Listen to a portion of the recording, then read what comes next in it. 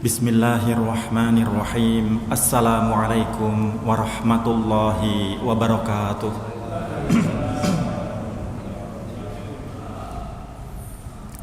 Innal hamdalillah nahmaduhu wa nasta'inuhu wa nastaghfiruhu wa nastahdihi wa natubu ilaihi wa na'udzu billahi min syururi anfusina wa min sayyiati a'malina. May yahdihillahu fala mudhillalah wa may yudlilhu fala hadiyalah.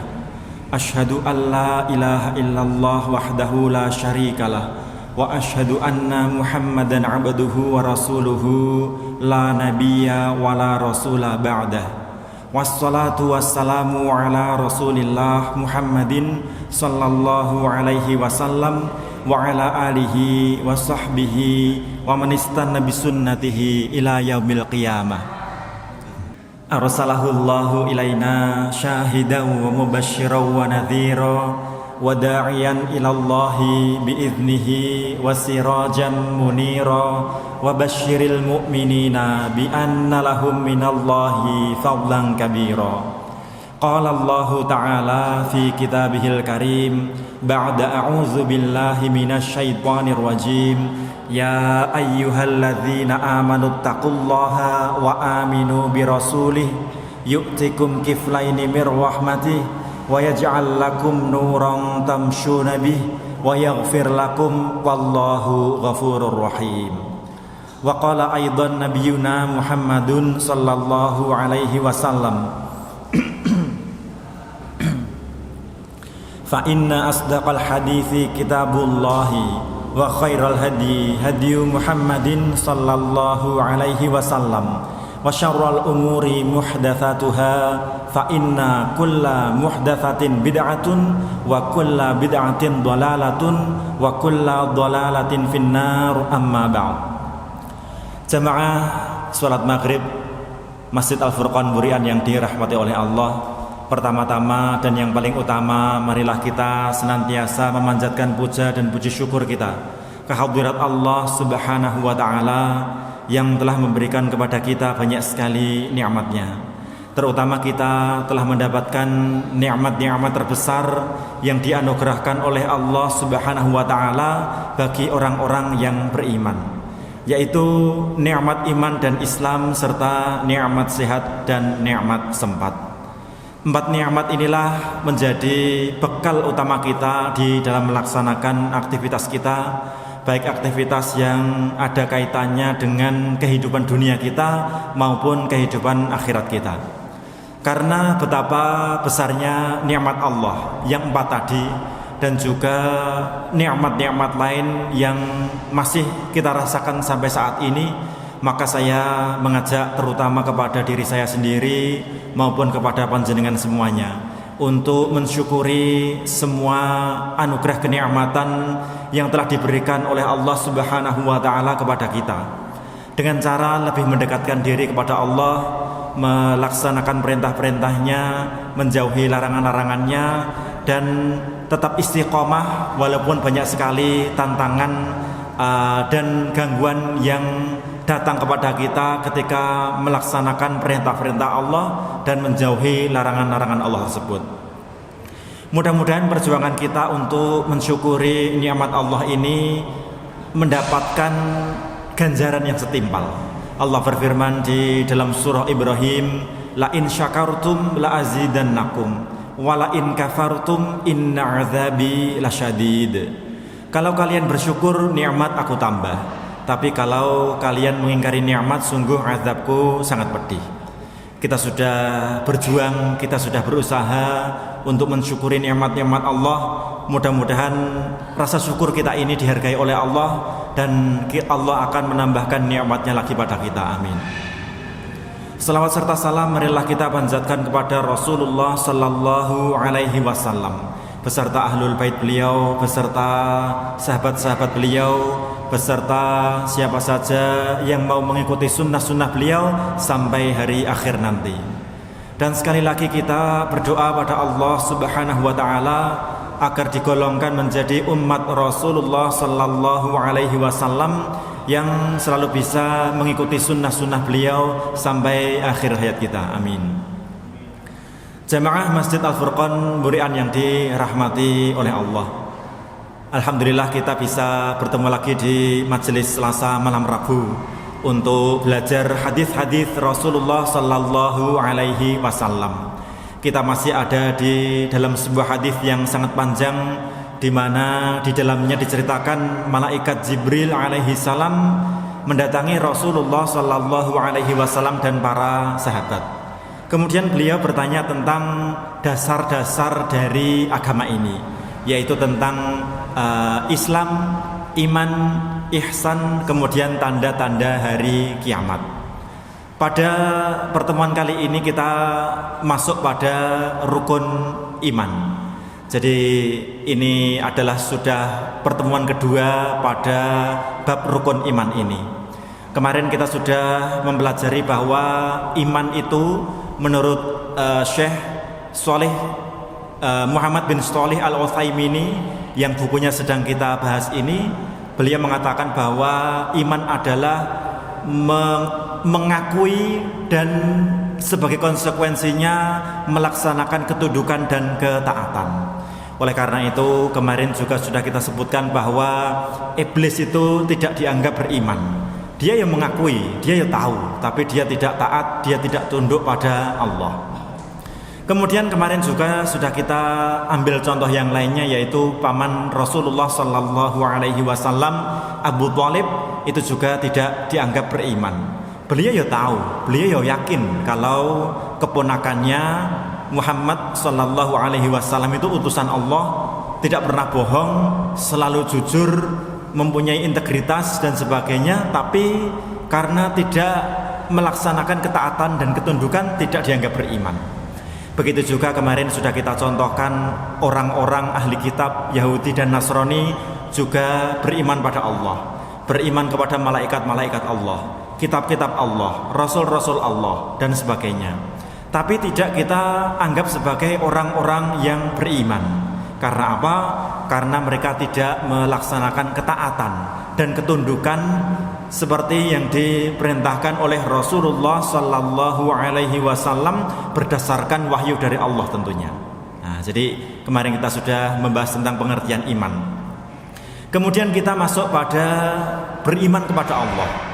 Mencakup apa sajakah beriman kepada Allah itu? Kemarin sudah kita sebutkan, beliau Syekh Muhammad bin Shalih Al-Utsaimin menyebutkan bahwa beriman kepada Allah itu mencakup 4 hal. Yang pertama, keberadaan Allah. Yang kedua, mengimani Allah dari sisi rububiyah. Kemudian mengimani Allah dari sisi uluhiyah. Kemudian mengimani asma dan sifat Allah. Nah, ini kita akan bahas satu persatu. Kemarin kita sudah membahas awalan dari mengimani Allah dari sisi rububiyah. Nah, kita lanjutkan bahwa mengimani Allah dari sisi rububiyah. Rububiyah ini berasal dari kata-kata Rob. Tulisannya Ro, Ba-nya ada tasdidnya. Dulu sudah pernah kita bahas sedikit ketika kita membedakan antara istilah ilah dan istilah Rob. Nah, maka inilah realisasi dari perbedaan istilah itu. Jadi Rob kita sudah mempelajari dulu, intinya adalah perbuatan Allah kepada makhluk-makhluknya. Intinya adalah para ulama menyimpulkan rububiyah atau perbuatan Allah kepada makhluk-makhluknya ini intinya adalah 3 hal: menciptakan, menguasai, mengatur. Walaupun nanti di bawahnya cabang-cabangnya ada banyak sekali, akan tetapi secara umum semua itu akan kembali kepada menciptakan, menguasai, mengatur. Nah, jadi seperti itu. Misalnya saja Ibnu Qayyim rahimahullah merinci itu, dan saya kira semua orang juga setuju. Intinya adalah perbuatan Allah kepada makhluk-makhluknya. Nanti dari menciptakan, menguasai, mengatur itu ada banyak sekali sifat-sifat atau perbuatan-perbuatan Allah. Misalnya saja menciptakan, menghidupkan, mematikan, memberi rizki, memberikan pertolongan, menerima taubat, memberikan nikmat, memberikan hidayah kepada yang dikehendaki, menyesatkan kepada yang dikehendaki, memuliakan bagi siapa saja yang dikehendaki oleh Allah, menghinakan kepada siapa saja yang dikehendaki oleh Allah, meninggikan derajat bagi siapa saja yang dikehendaki oleh Allah, merendahkan atau menurunkan derajat bagi siapa saja yang dikehendaki oleh Allah, dan seterusnya. Intinya adalah kembali kepada menciptakan, menguasai, dan mengatur. Nah, jadi secara umum adalah seperti itu. Dan lebih umum lagi adalah semua perbuatan yang Allah lakukan kepada makhluk-makhluknya. Maka dalam hal ini kita mengimani itu dan mengesahkan Allah dalam hal itu. Kita mengesahkan Allah bahwa Allah lah satu-satunya yang paling berkuasa untuk melaksanakan hal itu. Oleh karena itu di dalam sebagian statementnya Ibnu Qayyim menggunakan kata-kata tidak hanya menciptakan, tapi yang maha menciptakan, yang maha menghidupkan, yang maha mematikan, yang maha memberi rizki, yang maha menerima taubat, yang maha menolong hamba-hambanya, yang maha memberi petunjuk pada hamba-hambanya, dan seterusnya. Karena apa? Karena dalam hal ini rububiyah Allah, perbuatan Allah kepada makhluknya adalah superlatif atau paling atau maha. Kita kadang-kadang menolong orang, tapi pertolongan Allah kepada makhluknya tentu lebih dari apa yang kita perbuat kepada teman kita, saudara kita, dan sebagainya. Sama-sama menolong, akan tetapi perbuatan Allah yang menolong ini tentu lebih baik, lebih agung, lebih adil, lebih segala-galanya daripada kita. Nah, jadi seperti itu. Oleh karena itulah beliau menggunakan kata-kata yang maha apa, yang maha apa, yang maha apa, dan seterusnya. Nah, misalnya adalah seperti itu. Dan perbuatan Allah di dalam hal ini kepada makhluk-makhluknya itu sangat banyak.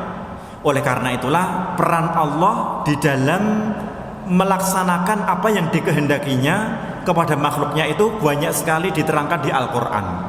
Kata-kata Rob itu disebutkan di dalam Al-Quran itu ratusan kali. Nah, jadi seperti itu. Misalnya salah satu diantaranya tadi sudah kita baca pada sholat maghrib ayat yang rakaat yang pertama. Ini adalah bentuk bagaimana Allah itu melakukan perannya sebagai Rob atau rububiyah. Nah, jadi misalnya alladzi khalaqani fahuwa yahdin. Dialah Allah yang menciptakan aku kemudian memberi petunjuk padaku. Allah menciptakan kita. Kita ini kan mungkin ngakunya begini, loh saya ini kan lahir dari orang tua saya, dari bapak ibu saya. Itulah bentuk penciptaan Allah, di mana ketika Allah yang maha menciptakan, atau nanti di bagian asma wa sifat akan kita sebut sebagai Al-Khaliq.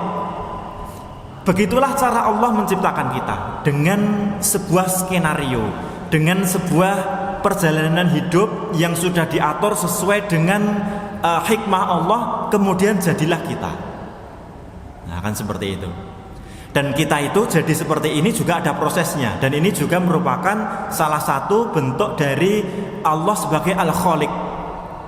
Jadi kita itu nanti misalnya diterangkan di dalam surah Al-Mu'minun, kita itu akan menjadi nutfah dulu, kemudian menjadi 'alaqah, kemudian menjadi mudghah, kemudian nanti menjadi tulang, kemudian tulang itu dibungkus menjadi daging, dan kemudian nanti kita akan dijadikan satu makhluk baru. Ini tadi kan ya makhluk tidak ada sebutannya. Nah, sekarang sudah dikasih nyawa, maka kemudian ada sebutannya sebagai manusia. Itulah peran Allah dari sisi rububiyah, khususnya sebagai Al-Khaliq atau Sang Maha Pencipta. Kemudian Allah juga memberikan petunjuk kepada kita. Jadi tentu kita tahu sebagai manusia itu kita mesti butuh petunjuk. Kita mengarungi kehidupan dari lahir sampai mati. Ada hal-hal yang sebelumnya kita tidak tahu, kemudian kita tahu. Sebelumnya kita tidak bisa, kemudian kita bisa. Nah, itulah Allah yang memberikan petunjuk. Baik itu yang berkaitan dengan kehidupan dunia kita maupun yang berkaitan dengan kehidupan akhirat kita. Allah memberikan petunjuk, misalnya kita mengetahui sesuatu dari Ustadz Fulan, atau bisa melaksanakan sesuatu dari Bapak Fulan, Ibu Fulan, dan sebagainya. Kita belajar dari sana, kita belajar dari sini, kita mendapatkan ilmu ini, kita mendapatkan ilmu itu, kita dimudahkan belajar, kita dimudahkan untuk menguasai suatu keterampilan, suatu keahlian, dan sebagainya. Nah, misalnya begitu. Walladzi huwa yut'imuni wa yasqin.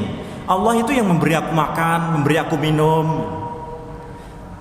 Allah lah yang melaksanakannya. Walaupun realitasnya yang terjadi di dalam kehidupan kita adalah skenario Allah. Ada yang tadi sebelum ke masjid makan, ada yang dimasakin sama istrinya, ada yang jajan di warung, ada yang makan di rumah makan, ada yang beli sendiri, ada yang ditraktir temannya, ada yang dapat nasi kotak, dan sebagainya.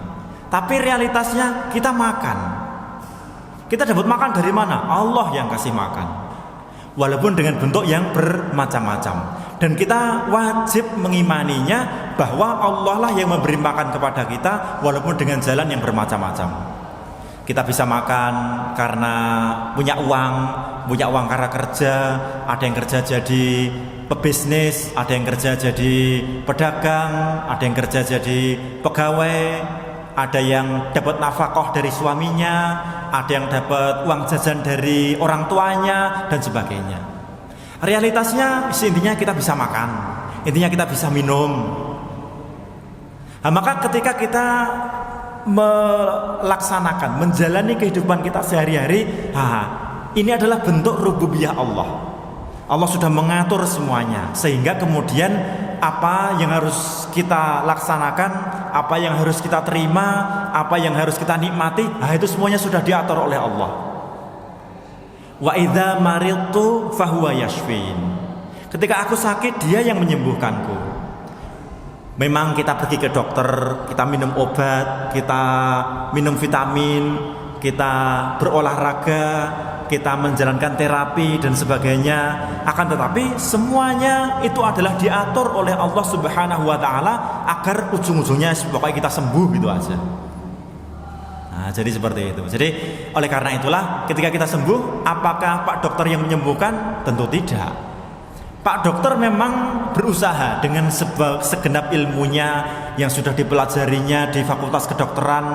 Nanti kita juga minum obat yang diberikan oleh ahli farmakologi yang sudah belajar di Fakultas Farmasi, jurusan farmasi, farmakologi, dan sebagainya.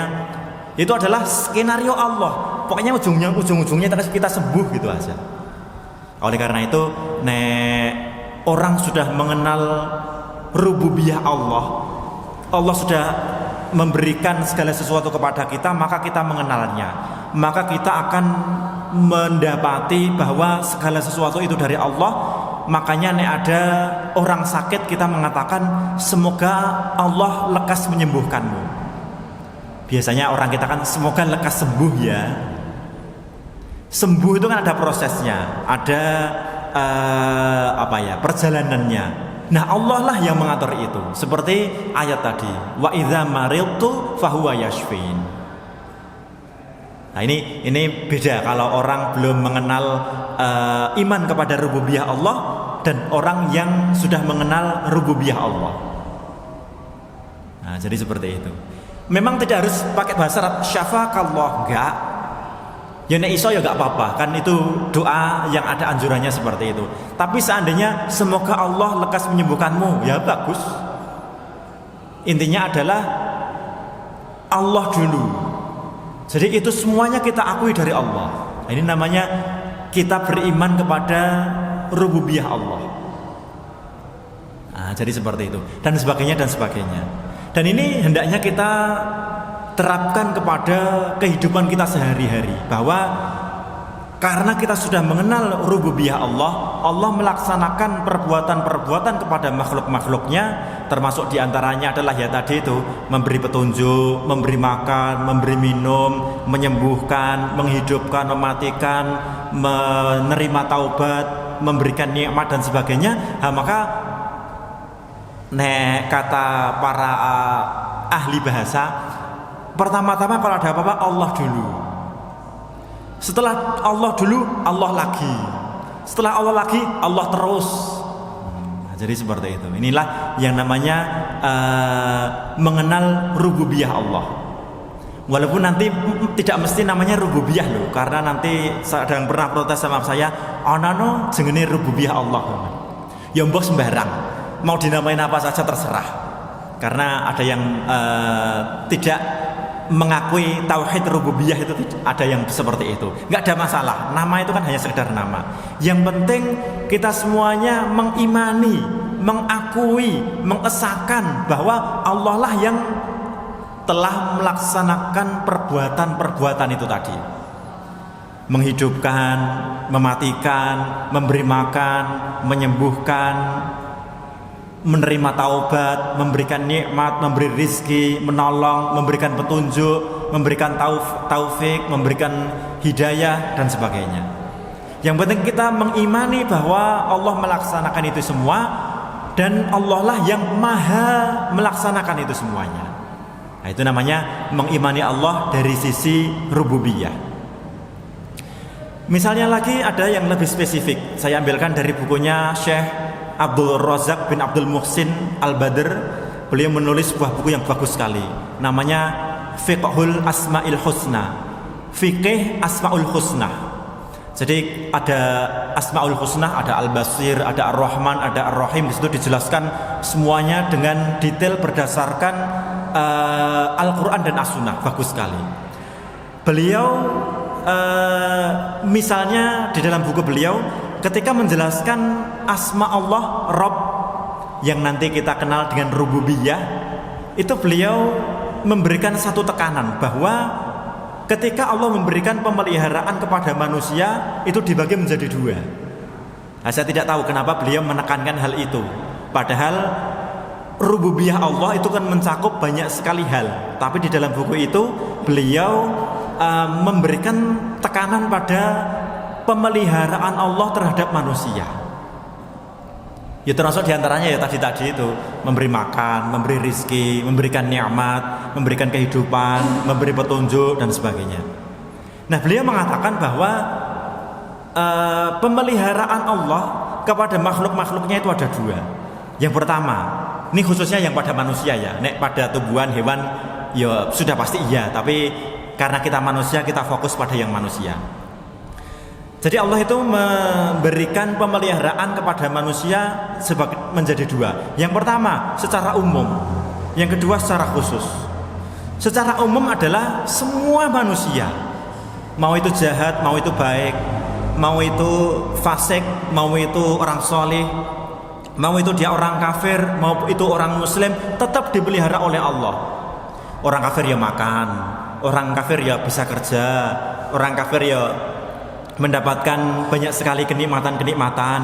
Orang kafir ya hidupnya senang. Dan bahkan sebagian orang mengatakan kita lebih senang, lebih menang, lebih jaya orang kafir daripada orang Islam. Nah, Allah tidak adil dong. Justru disinilah keadilan Allah, dan disinilah kemahakuasaan Allah, kemahaadilan Allah ketika menjalankan perannya sebagai Rabb. Jadi semua manusia itu kan makhluk Allah. Semuanya mendapatkan porsi sebagai makhluk Allah. Ya dapat rizki, ya bisa hidup, ya sehat, ya bisa minum, bisa makan, bisa hidup dengan enak, aman, tentram, bisa beribadah. Walaupun dia tidak beribadah kepada Allah, ya Allah kasih karena haknya sebagai makhluk. Nah, ini adalah pemeliharaan Allah secara umum kepada semua makhluk-makhluknya, kepada semua manusia. Ada satu lagi pemeliharaan Allah khusus untuk orang-orang yang beriman, dan inilah yang tidak diberikan kepada orang-orang yang tidak beriman. Contoh, memberikan taufik, memberikan hidayah, memberikan petunjuk untuk mendapatkan keimanan, memberikan petunjuk untuk bisa melaksanakan ibadah, memudahkan jenengan bisa pergi ke masjid, memudahkan jenengan untuk bisa ikut ngaji, memudahkan jenengan untuk belajar, memahami syariat dan sebagainya. Nah, ini juga merupakan pemeliharaan Allah yang khusus untuk orang-orang yang beriman, yang tidak diberikan kepada semua makhluk. Dan sudah sering saya contohkan dan juga sering saya sebutkan di awal khutbah, orang-orang yang dekat dengan hidayah pun tidak mendapatkan pemeliharaan atau nikmat ini dari Allah. Istri Nabi Nuh kafir, ayahnya Nabi Ibrahim kafir, anaknya Nabi Nuh ada yang kafir. Terus kemudian pamannya Rasulullah Sallallahu Alaihi Wasallam yo kafir. Ini Abu Lahab kafir ya wajar. Abu Lahab pamannya Rasulullah juga, tapi sejak awal dia itu sudah menentang, pokoknya diehardnya itu menentang Rasulullah Sallallahu Alaihi Wasallam. Abu Thalib ini tidak menentang, menyetujui bahkan mendukung. Neng ya tidak dapat nikmat, tidak dapat pemeliharaan Allah yang khusus diberikan untuk orang-orang yang beriman. Dan inilah salah satu kenikmatan yang sangat besar yang wajib kita syukuri. Oleh karena itu banyak sekali para khotib yang menyebutkan kita mensyukuri nikmat iman, nikmat Islam, nikmat kesehatan, nikmat kesempatan dan sebagainya. Karena apa? Karena tidak semua orang mendapatkan seperti itu. Nah, inilah keadilan Allah. Sama-sama makhluk Allah semuanya dikasih. Karena dia makan makhluk Allah juga, udah dikasih semuanya sesuai dengan keadilan Allah. Tapi ketika ada orang yang memilih untuk beriman, maka kemudian ada juga pemeliharaan Allah khusus untuk orang-orang yang beriman. Nah, jadi seperti itu. Jadi inilah keadilan Allah. Orang-orang kafir itu kan tidak seperti kita. Kita ini kan dibebani dengan syariat. Kita menjalankan perintah-perintah, kita menjauhi larangan-larangan, susah, abot, ora enak, tidak sesuai dengan hawa nafsu kita. Nah, dengan adanya seperti ini kita mendapatkan petunjuk dari Allah, mendapatkan kemudahan dari Allah, mendapatkan hidayah dari Allah untuk bisa melaksanakan seperti itu yang nantinya kita dapat pahala. Orang kafir tidak. Oleh karena itu Rasulullah Sallallahu Alaihi Wasallam bersabda dalam sebuah hadis yang diriwayatkan oleh Imam Muslim, ad-dunya sijnul mu'min wa jannatul kafir. Dunia itu penjara bagi orang-orang yang beriman dan surga bagi orang-orang kafir. Karena di dunia itu kan kita kayak terpenjara, meh ngene ora entuk, meh ngono ora entuk, nek ngene kudune ngono, meh rene kudune ngono dan sebagainya. Artinya banyak sekali yang tidak sesuai dengan hawa nafsu kita, tidak sesuai dengan selera kita. Kemudian kita ingin melaksanakan sesuatu yang menurut kita enak-enak, tidak boleh. Bahkan kita harus melaksanakan kewajiban. Sholat harus 5 kali sehari, harus tepat waktu, di masjid. Punya harta yang sudah lebih dari nisab, suruh bayar zakat, suruh haji. Nek Ramadan wajib puasa, masih ada syariat puasa sunnah dan sebagainya, kan repot. Orang kafir kan enggak. Nah, seperti itu. Nah, maka karena kita sudah melaksanakan atau mendapatkan sesuatu yang berbeda dengan orang-orang kafir, maka kita juga mendapatkan tambahan pemeliharaan berupa dimudahkan untuk melaksanakan ibadah, dimudahkan untuk menambah ilmu, diberi petunjuk untuk memperbaiki amal, dimudahkan untuk pergi ke masjid, beramal soleh dan sebagainya. Nah, maka ini adalah pemeliharaan Allah khusus untuk orang-orang yang beriman, yang sudah pasti tidak diberikan kepada orang-orang kafir. Nah, ini juga merupakan rububiyah Allah. Jadi misalnya kita alhamdulillah sudah sering ke Masjid Al-Furqan, sudah ngaji, sudah banyak beramal soleh, ya jangan kemaki. Aku iki lho wong soleh. Wong burian sing kita soleh di atas rata-rata ya aku. Ya gak boleh begitu.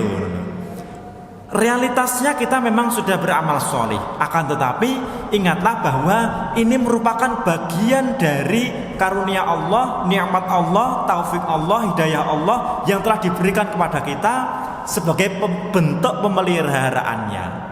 Dan inilah peran Allah sebagai Rabb, yang kita kenal sebagai rububiyah.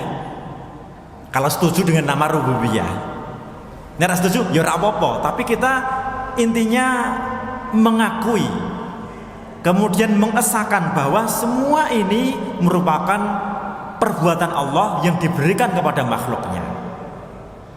Nah, ini namanya mengimani rububiyah Allah. Di dalam bukunya Syekh Abdul Razak bin Abdul Muhsin menekankan hal itu. Dan ini ya bagus, karena kita harus menyadari bahwa ketika kita melaksanakan segala sesuatu, ya cukup maki. Karena apa? Di dalamnya terdapat pemeliharaan Allah, dan Allah melaksanakan perannya sebagai Rabb. Nah, jadi seperti itu. Ini harus betul-betul kita sadari, betul-betul kita camkan. Nah, sisi lain misalnya peran Allah sebagai Rabb itu adalah yang menguasai, yang mengatur, membuat satu aturan, ketetapan, undang-undang, takdir dan sebagainya. Misalnya dalam hal ini kita ambil pendapat ulama kontemporer juga. Misalnya Syekh Shalah As-Sawi dalam Qadhiyatu Tatbiqis Syariah, beliau menyatakan bahwa peran Allah ketika mengatur itu ada dua. Yang pertama mengatur secara kauniyah, yaitu apa yang terjadi menurut sunatullah yang sehari-hari sudah kita pahami. Api itu ya panas, es itu ya dingin. Nek pengen pinter ya belajar, nek pengen sehat ya menjaga kesehatan, ngantuk ya tidur, dan seterusnya. Intinya hal-hal yang sehari-hari kita alami, yang sudah kita ketahui, kalau begini maka begitu, jika seperti ini hasilnya begitu. Nah, itu namanya Allah mengatur secara kauniyah. Yang kedua, Allah juga mengatur secara syariah. Misalnya membuat perintah, menetapkan larangan, mengharamkan, menghalalkan, menetapkan seperti ini boleh, seperti ini tidak boleh. Kalau mau seperti ini caranya begini, kalau mau seperti itu caranya begitu. Nah, ini adalah bentuk-bentuk bagaimana Allah melaksanakan perannya sebagai Rabb dalam hal mengatur. Oleh karena itulah dakwah para nabi dari mulai Nabi Adam sampai Rasulullah Shallallahu Alaihi Wasallam, ketika mendakwahkan peran Allah sebagai Rabb atau rububiyah itu ada dua. Yang pertama menekankan bahwa segala sesuatu di dunia ini yang kita alami, yang kita rasakan, yang ada di sekitar kita itu adalah ciptaan Allah. Jadi yang menciptakan kita, yang memberi rizki, yang memberikan kita makan, yang menurunkan hujan dari langit, menumbuhkan tumbuh-tumbuhan, terus kemudian yang mengatur dunia ini, ada siang, ada malam, ada planet yang beredar pada orbitnya, ada bintang-bintang dan sebagainya. Itu adalah yang pertama. Dan ini mutlak hanya Allah yang bisa, yang lain nggak bisa. Karena nggak mungkin orang bisa mengatur matahari, mengatur bintang, menumbuhkan tumbuh-tumbuhan. Orang menanam tumbuh-tumbuhan bisa, tapi menumbuhkan belum tentu. Karena yang menumbuhkan tumbuh-tumbuhan itu ya Allah. Maka karena ada peran Allah yang mutlak seperti tadi, yang kedua adalah dakwah para nabi itu karena Allah sudah memberikan, menguasai, menciptakan secara mutlak, secara semuanya di sekitar kita, maka dakwah kedua adalah kita wajib taat, patuh, tunduk kepada aturan-aturan Allah. Nah, jadi seperti itu. Menyembah Allah, mengesahkan Allah, bertakwa kepada Allah, takut, tunduk, patuh dan sebagainya. Nanti bentuk ketaatan kita itulah yang disebut sebagai uluhiyah. Akan tetapi kenapa kita melaksanakan peribadahan, penyembahan, ketundukan kepada Allah? Karena Allah sudah melaksanakan rububiyahnya. Seperti yang tadi sudah kita baca pada rakaat yang kedua. Ya, surah Al-Baqarah, ya ayyuhan nasu ubudu rabbakumul ladzi khalaqakum wal ladzina min qablikum la'allakum tattaqun. wahai sekalian manusia. Jadi sebutannya tidak pada orang-orang beriman, sekalian manusia. Karena semua manusia merasakan ini. Wahai sekalian manusia, beribadahlah kepada Allah yang telah menciptakan kalian dan yang sebelum kalian, agar kalian menjadi orang-orang yang bertakwa. Kenapa begitu? Karena Allah yang sudah menciptakan bumi sebagai hamparan. Karena Allah lah yang sudah menegakkan langit sebagai bangunan. Allah lah yang sudah menurunkan hujan. Dari hujan itu kemudian muncul buah-buahan yang menjadi makanan bagi kalian. Jadi semua kehidupan kita, diri kita, makanan kita, lingkungan kita, siapapun yang kita temui, siapapun yang bersama kita, dan apapun yang terjadi di dalam kehidupan kita, itu adalah karena kekuasaan Allah. Maka wajib bagi kita untuk beribadah, menghamba, tunduk, takut pada Allah. Nah, inilah dakwah yang paling berat dari para nabi. Nek Allah yang menciptakan, mengatur matahari, bintang, bulan, menumbuhkan tanaman, menurunkan hujan, memberi rezeki dan sebagainya. Seperti yang sudah kita bahas pekan lalu, orang komunis pun sebenarnya di dalam hatinya pun mengakui itu.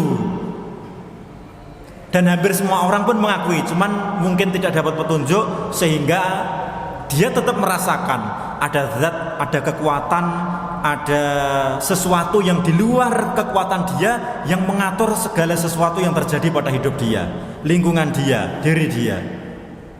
Nah, itulah peran-peran Allah sebagai Rabb. Peran Allah sebagai Rabb dalam hal ini semua makhluk mengakui.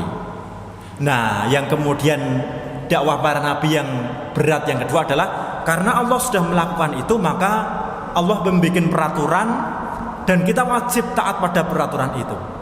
Dan peraturan Allah itu adalah satu-satunya yang wajib kita taati. Dan inilah yang disebut sebagai tauhid atau mengesahkan. Kita sudah mengakui Allah satu-satunya pencipta, sebagai satu-satunya yang memberi rizki, yang memberi makan, yang menerima taubat, memberikan ampunan dan sebagainya. Maka kita juga harus mengakui bahwa satu-satunya aturan yang berlaku bagi kita adalah aturan Allah. Ini nanti ada pihak-pihak lain, orang-orang lain, kelompok, komunitas, perkumpulan dan sebagainya membuat aturan-aturan harus tunduk dan sesuai dengan aturan Allah. Kalau tidak, artinya kita tidak sempurna ketika memaknai rububiyah Allah atau peran Allah sebagai Rabb dalam hal mengatur. Allah kan ngatur. Karena kita mengakui Dia sebagai Rabb, kita ikut pada aturan Dia.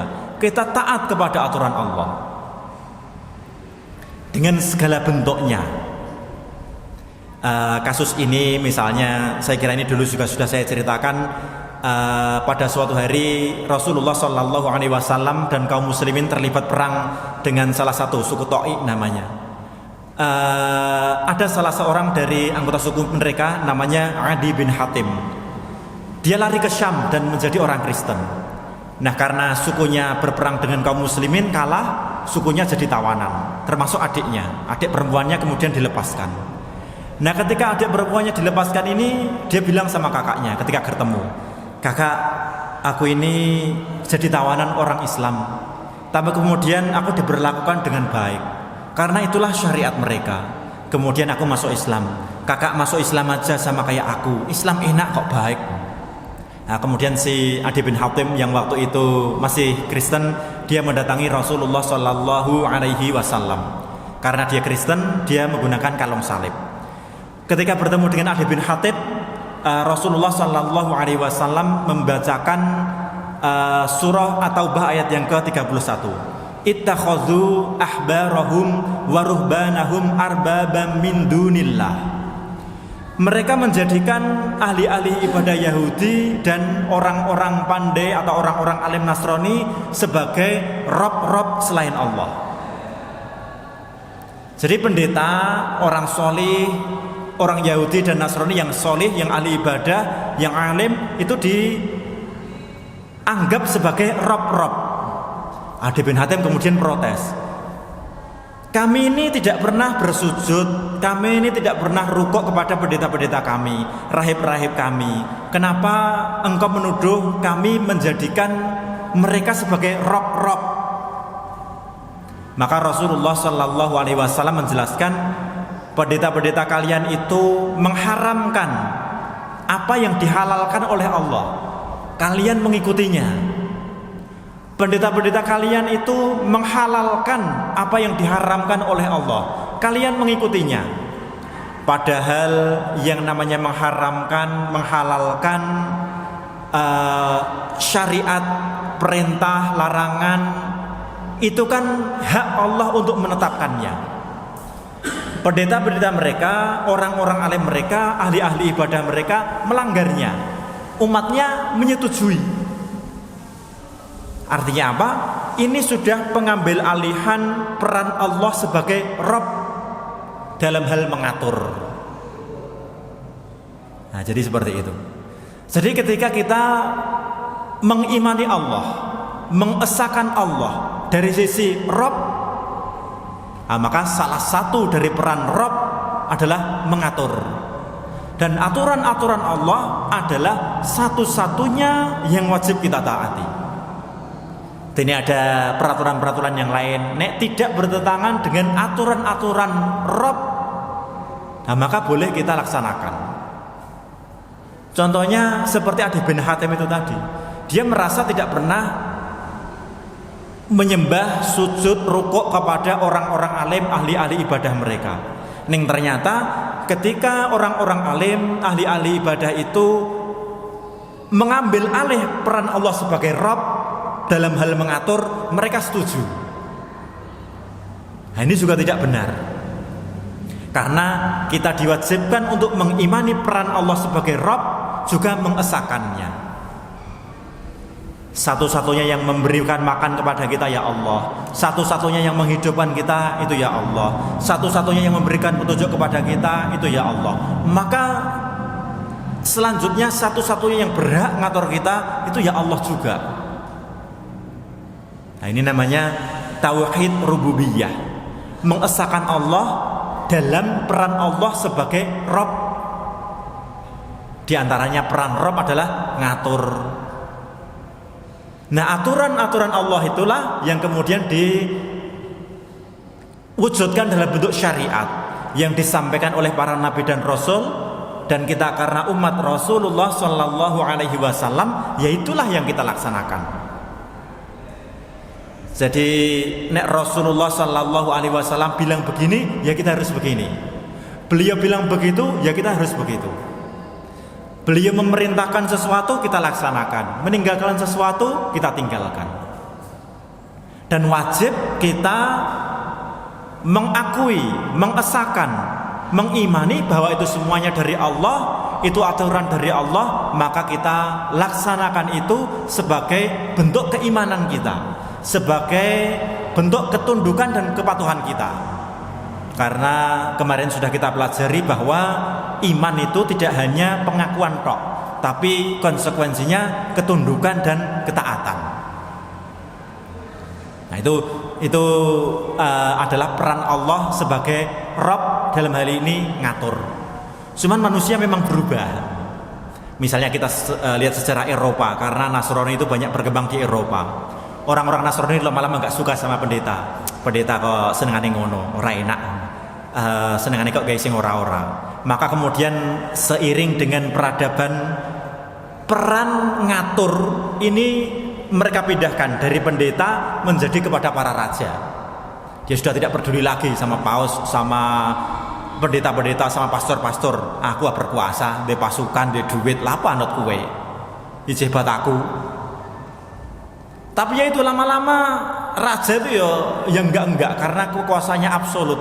Maka mereka memindahkan kekuasaan ngatur dari para raja menjadi dipecah-pecah. Orang Prancis menyebutnya trias politika, namanya Jean-Jacques Rousseau atau Montesquieu. Ada yudikatif, eksekutif, legislatif. Lama-lama peran-peran yang ngatur nih ya orang-orang yang walaupun bukan raja tapi dia berhak ngatur. Nah, maka karena kita mempunyai konsekuensi iman kepada rububiyah Allah, kita pun harus milih-milih. Kita yang pertama standarnya adalah aturan Allah. Karena itu konsekuensi dari pengakuan kita terhadap rububiyah Allah, yaitu tunduk dan patuh kepada aturan-aturannya. Makanya itu kita pelajari aturan-aturan Allah. Kalau kemudian ada aturan-aturan dari pihak lain yang selain Allah, kita cocokkan. Oh ini sesuai, oke kita laksanakan. Oh ini nggak sesuai, tinggalkan. Oh ini nggak apa-apa, boleh. Oh ini haram, oh ini halal, ini mubah dan sebagainya.